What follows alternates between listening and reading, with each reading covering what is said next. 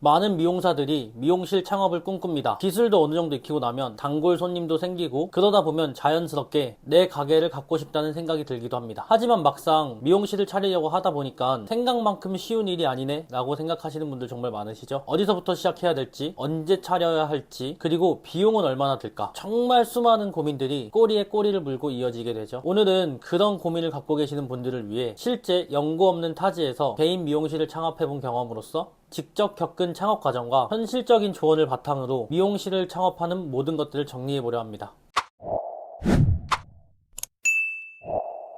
제가 처음으로 이야기 드리고 싶은 건 언제 창업을 해야 될까? 라는 질문입니다. 단순히 미용 경력 몇 년 차인가 가지고 판단할 수 있는 문제는 아닌 것 같습니다. 어떤 디자이너는 10년 동안 한 매장에서만 일을 하며 실력을 다지고 고객층을 쌓았다면 어떤 경우에는 미용 학원을 졸업하자마자 실력이 성숙하지 않은데도 미용실을 성급하게 차렸다가 문 닫는 경우도 많습니다. 여기서 한 가지 확실한 건 준비되지 않은 창업은 실패할 확률이 높다입니다. 사실 미용실을 차리는데 고객을 응대하는 방법이나 매출을 관리하는 방법, 그 외의 잡무까지 해야 할 일들이 너무 많죠. 거기다 기술까지 좋아야 되고요. 그래서 이런 이야기를 듣다 보면 대체 언제 차려야 돼요? 그 기준은 어떻게 돼요? 라고 많이들 물어보시는데요. 그래서 제가 생각하는 미용실 창업의 적기는 이렇습니다. 첫 번째, 월 고정 고객이 최소 100명 이상 또는 재방문율이 70% 이상이어야 된다고 생각합니다. 두 번째, 혼자서 하루 예약 일정, 컷, 염색, 펌을 포함해서 스스로 무리 없이 운영할 수 있다고 생각이 들 때입니다. 마지막 세 번째로는 고객님들이 선생님 혹시 미용실 차리게 된다면 꼭 알려주세요 라는 말을 자주 들었을 때인 것 같습니다.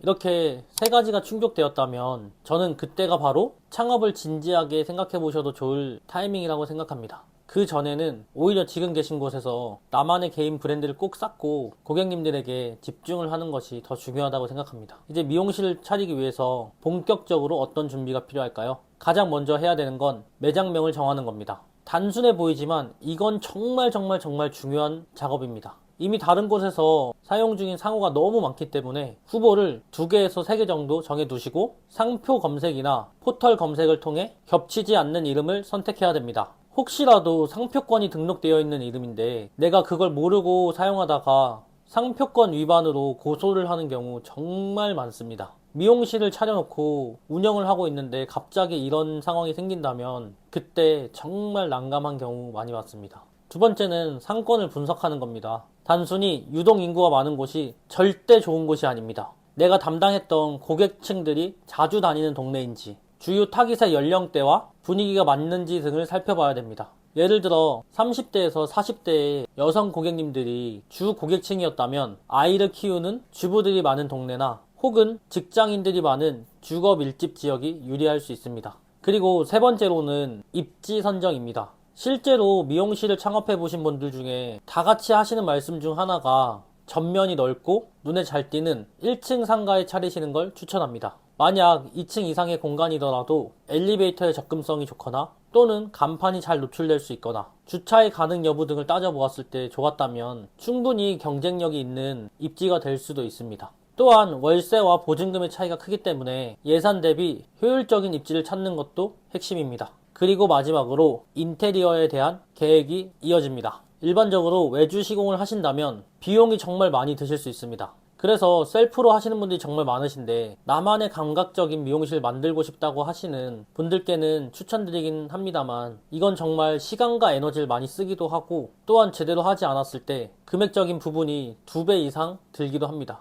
그럼에도 제가 아시는 원장님께서는 망한 미용실을 저렴하게 인수하셔서 본인이 직접 철거하고 2주 만에 본인의 스타일대로 미용실을 오픈하셔서 지금까지도 잘 운영하고 계십니다. 그 원장님께서는 망한 미용실을 인수하셨고 미용을 하던 곳이다 보니까 샴푸대에 수도 배관을 그대로 활용하면서 비용을 정말 많이 아끼시게 됐습니다. 혹시라도 미용실 창업 비용과 인테리어에 대한 금액에 대해서 궁금하신 분들은 이전 영상을 보고 추천드리고요. 미용실을 차리고 나서 영업 전략은 꼭 필요합니다. 아무리 인테리어가 좋고 기술이 좋아도 손님이 없다면 아무런 소용이 없겠죠. 그래서 많은 원장님들이 오픈 초반에는 기존의 단골 고객님들을 중심으로 내가 여기로 옮겼다는 걸 알리는 데 집중을 하십니다. 그러기 위해서는 나만의 개인 브랜딩이 되어 있는 SNS를 잘 만들어 주셔야 되는 게 중요하고요. 미용실 나가면서 내 고객님들의 정보를 그대로 주는 원장님들 정말 많지 않습니다. 그래서 미리 내 고객과의 신뢰를 쌓는 그런 공간이 필요하고 그게 SNS라고 생각하시면 됩니다.